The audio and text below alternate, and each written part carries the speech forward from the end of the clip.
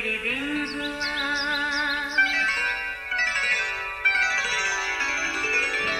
नया फिर दिन हुआ, पुरानी रात का करे सो शुक्र हम खुदा की जात का, खुदा की जात का नया फिर दिन हुआ।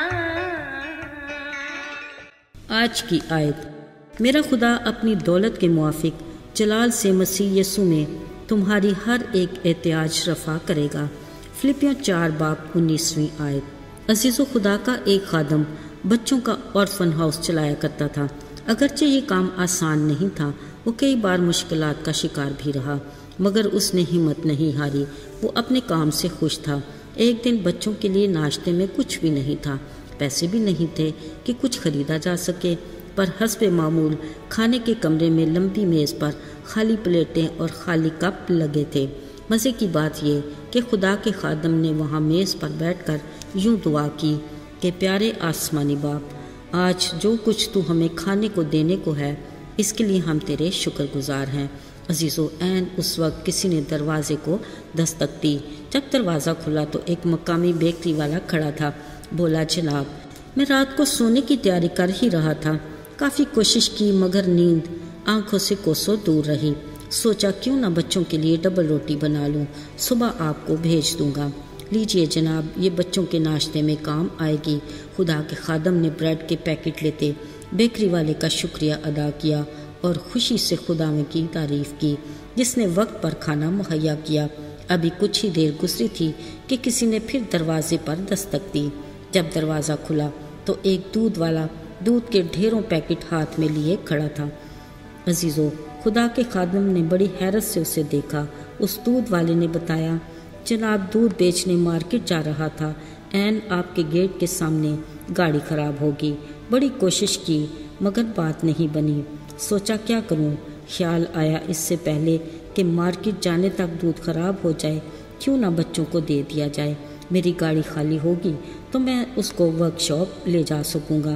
खुदा के खादम ने शुक्रिया के साथ दूध के पैकेट वसूल किए और एक बार फिर खुशी से भरे दिल के साथ खुदा का शुक्रिया अदा किया, जिसने वक्त पर बच्चों के लिए खुराक मुहैया की। बेशक वो यहोवा जरी है, मुहैया करता है और खाली बर्तनों को अपनी बरकत से लबरेज करता है। उसका वादा है कि बब्बर के बच्चे तो हाजतमंद और भूखे हो जाते हैं, पर खुदावंद के लोग किसी नेमत के मोहताज ना होंगे। अजीज़ो, यसूल मसीह की ज़मीनी ज़िंदगी के दौर में भी कुछ ऐसा ही वाक़या पेश आया। याद रहे, यसु की शख्सियत ऐसी पुरकशिश थी कि लोगों की बड़ी भीड़ सारा दिन यसु के साथ रहती। वो यसु के हुक्म पर बीमारों को शिफा पाते देखकर हैरत ज़दा भी रहते, फिर खुदा की तमजीद करते और खुशी मनाते। कभी यसु के गिर्द बैठकर उनकी तालीम भी सुनते, जो यकीनन उनकी ज़िंदगियों में तरक्की और ताजगी का बायस बनती। वो कोया रूहानी खुराक से आसूदा होकर दिन ढलते अपने घरों को लौट जाते, फिर अगले दिन यसु की तलाश में फिर निकल पड़ते। मगर अजीज़ों, एक बार तो अनहोनी होगी। तीसरा दिन हो चला था मगर लोग मुसलसल यसु के साथ साथ थे और इन तीनों दिन किसी ने कुछ ना खाया और ना पिया। अब तो यसु को उनको देखकर तरस आया। शागिर्दों से कहा, देखो, ये 3 दिन से बराबर मेरे साथ ही हैं और इनके पास कुछ खाने को भी नहीं। अगर ये भूखे घर को रुखसत हों तो राह में थक कर रह जाएंगे। बास इनमें दूर के भी हैं। यसु ने एक शफीक बाप की तरह कहा। शागिर्दों ने फौरन जवाब दिया, इस बियाबान में रोटी कहाँ से आएगी? यसु ने अपने शागिर्दों की बात सुनी अनसुनी करके कहा, तुम्हारे पास कितनी रोटियां हैं? उन्होंने कहा, 7। यसु ने लोगों को बैठने के लिए कहा, फिर 7 रोटियां ली, शुक्र करके तोड़ी और शागिर्दों को उनके सामने रखने को कहा। उनके पास थोड़ी सी मछलियां भी थीं। यसु ने उन पर भी बरकत देकर लोगों को देने के लिए कहा। अजीज़ो, कलाम में लिखा है, 4000 लोग 7 रोटियों और कुछ मछलियों को खाकर सैर हुए। फिर बचे टुकड़ों के 7 टोकरे भी उठाए गए। आइए तारीफ करते हैं उस खुदा की जो तमाम बशर का खुदा है। ज़रा सोचे, क्या कोई काम ऐसा है जो उसके लिए दुश्वार है? याद रहे, शुक्रगुजारी के साथ हमारा ईमान खुदा से ऐसी तवक्को रखता है جو ہماری امیدوں سے بھی بڑھ کر ہے، کیونکہ ہمارا خدا اپنی دولت کے موافق جلال سے مسیح یسوع میں ہماری ہر ایک احتیاج رفع کرتا ہے۔ آئیے دعا کریں۔